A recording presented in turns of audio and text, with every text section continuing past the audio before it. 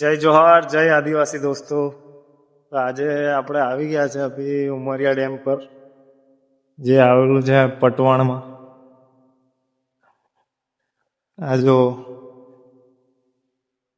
પટવાણમાં આવેલું છે. આપણે પટવાણનો એક બ્લોગ શૂટ કરેલો છે, એમાં આ ક્લિપ બાકી હતી, એટલે ફરી એકવાર આપણે આવી ગયા છે ઉમરિયા ડેમ.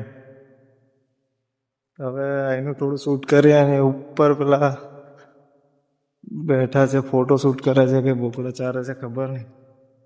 અને પેલા છોકરાઓ થોડા પતંગો ચગાવે છે ને એવું કરે છે. અહીં ઉપર જ છે. આ જો અહીંનો નજારો કેવો છે દેખાય છે, ગામ બધું.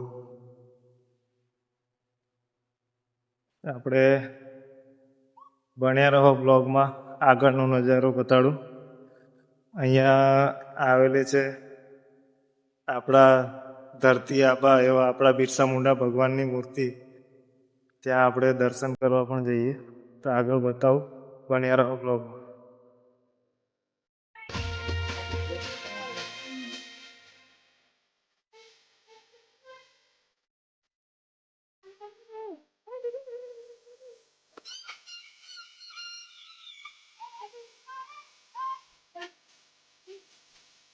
આ છોકરાઓ બધા પતંગો ચડાવી રહ્યા છે.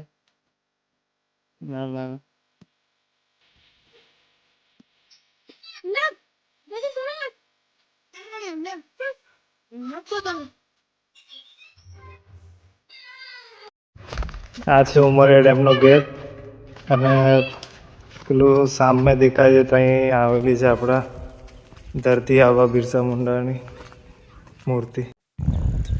આવો ડુંગર છે, ફોટો શૂટ કરી શકાય એવી જગ્યા છે અહીંયા. આ સામે દેખાય છે આ કુટીર બનાવેલું છે. પેલી નાવ છે, માછીમારો બી અંદર ગયેલા છે લગભગ. આ તમને જોવાતું હશે થોડું. આ સામે દેખાય છે, સામેનો વ્યૂ જો. તો આપણે આવી ગયા છે આપણા ધરતી આબા, આપણા ભગવાન બિરસા મુંડા ની મૂર્તિ છે આ. અને આ જુઓ, આ ચેક કરો. આ ડ્રોન શૂટમાં આ ભાગ ઉપરથી શૂટ કરે ને ત્યારે કંઈક આપણા ભારતના નકશા જેવું લાગે છે. આ એની સીમાઓના ખાંચા એવા છે. તો અહીંયા માછીમારો કંઈક દેખાય છે. આ નાવડી દેખાય છે, થોડી થોડી દેખાય, બહુ દૂર છે. તો અહીંયા બીજું ગામ આવેલું છે.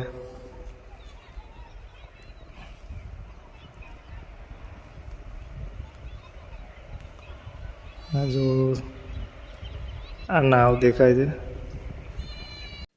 પાણી થોડું ડેમથી થોડું નીચે છે, અને આ ઉપરનું જો વ્યૂ, અહીંયા કંઈક આવો નજારો છે. અહીં શૂટ પણ થાય છે. આપણા દાહોદના આપણા સેલિબ્રિટી એવા કલાકાર અર્જુન આર મેડા પણ અહીં શૂટ કરવા આવ્યા હતા. ક્રાંતિકારી નારી વાળું અહીં શૂટ અહીંયા પાછળ કરેલું. ત્યારે આપણે એમની જોડે સેલ્ફી પણ લીધેલી. એમનો સ્વભાવ એકદમ મસ્ત છે, સરળ અને શાંત. એવા બીજા જેવા કોઈ એટીટ્યૂડવાળા નથી. અર્જુન આર મેડાની રિસ્પેક્ટ કરું છું કે મસ્ત છે. હું ગયો મને સેલ્ફી લેવા માટે, મેં કીધું એમનો ફોલોવર છું. તો એમને બેઝિઝક કહી દીધું આવીને, અને મને આમ હાથ અહીં કમર પર નાખીને આવી જાઓ ભાઈ એમ કીધું. મને સારું લાગ્યું. એમ તો શૂટિંગમાં પણ એમનો સ્વભાવ મસ્ત લાગ્યો. એટલે કલાકાર તો એવા હોવા જોઈએ, અર્જુન આર મેડા જેવા. બેસ્ટ છે. સ્વભાવ મસ્ત લાગ્યો મને એમનો. થોડું એડવેન્ચર જેવું છે અહીંયા આગળ આ ચડવાનું. બહુ ઉપર છે ચડવાનું. એડવેન્ચર જેવું ફિલિંગ પણ આવે. હા, અહીં ચડવાનું આવું કંઈક છે. હાથ મૂકીને ચડવું પડે ને તો પડી જવાય એવું છે.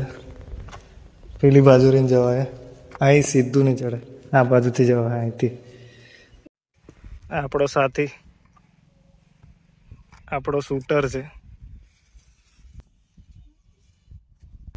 એડવેન્ચર કરે છે.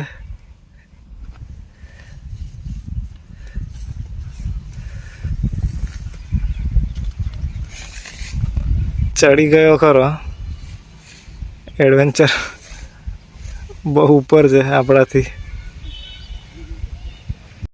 આપણે પણ ટ્રાય કરીએ, એડવેન્ચર જોઈએ. નજર હટી તો દુર્ઘટના ઘટી એવું સીન છે. આ હાથ મૂકીને ચડવું પડે, આમ કરીને ફીટ પકડીને. કંઈક આવું સીન છે. ફાઇનલી આપણે ચડી ગયા છે, બહુ ઉપર આવી ગયા. અહીંથી આવો કંઈક નજારો જોવા મળે. જો આ નીચે, આટલું નીચે છે.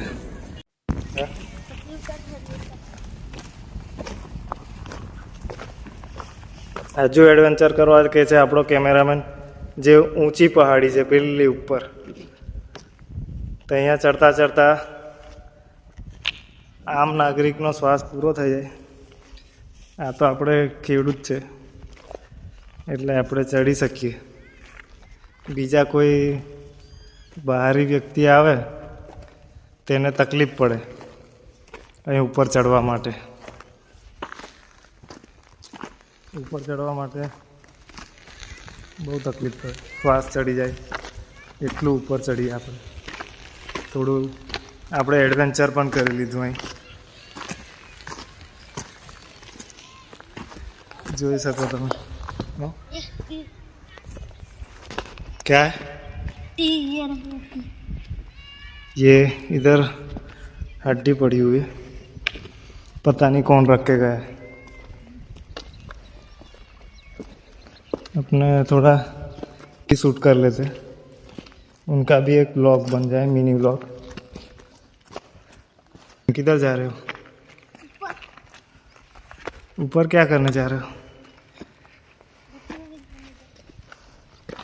कैमरामैन एडवेंचर कर रहा है ऊपर.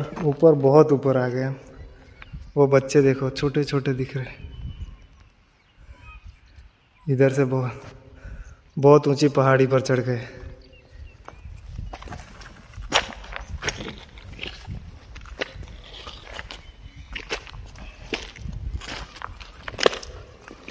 फिर से हड्डी आ गई. क्या है? हड्डी. ये साला गड़बड़ है कुछ. इधर सभी जगह हड्डी हड्डी है, पता नहीं कौन रखता है.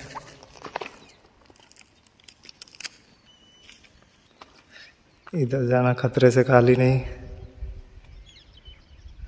वो इधर वो भी रहता है, वो बाबा बोलते हैं उसको. हमारी इधर आदिवासी लैंग्वेज में बाबा वाग बोलते. पता नहीं, हो भी सकता है. इधर से चुपचाप निकल जाते. अभी आगे नहीं जाना, हौले हौले निकल जाते हैं. तो बहुत ऊंची पहाड़ी पर चढ़ गए हम. सामने. તો દોસ્તો આપણે એટલી ઊંચી ચડી ગયા છે, અહીં બધા હાડકા પડેલા છે. હાડકા જ પડેલા છે. હવે ખબર નહીં, કદાચ રેતું બી હોય, જાનવર બી હોય. તો એ થોડું ડર જેવું છે, ગુફા જેવું દેખાય છે. કે કદાચ બાબો બી રહેતો હોય, બાબો વાકે ને એ બી હોય. એટલે ઉતેલા આપને અળી નહીં કરવી એવું સાંભળ્યું હશે ને, એટલે એવું આપણે એવું કરવાનું નહીં. અડધેથી જ વાગ્યા, ઠેઠ ઉપર નથી ગયા. અને આ છોરાઓ પતંગ ચગાવે. હા,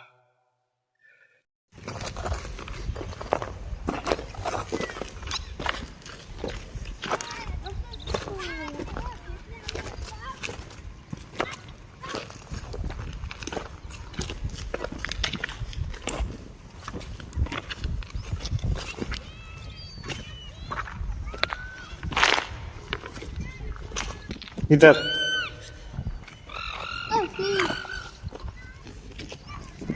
ये देख सकते हो गाइस, इधर एक खूंखार जानवर की ये रही दूसरी। हड्डी पड़ी हुई है। पता नहीं इधर रात को क्या क्या होता होगा। और डरावनी जगह है।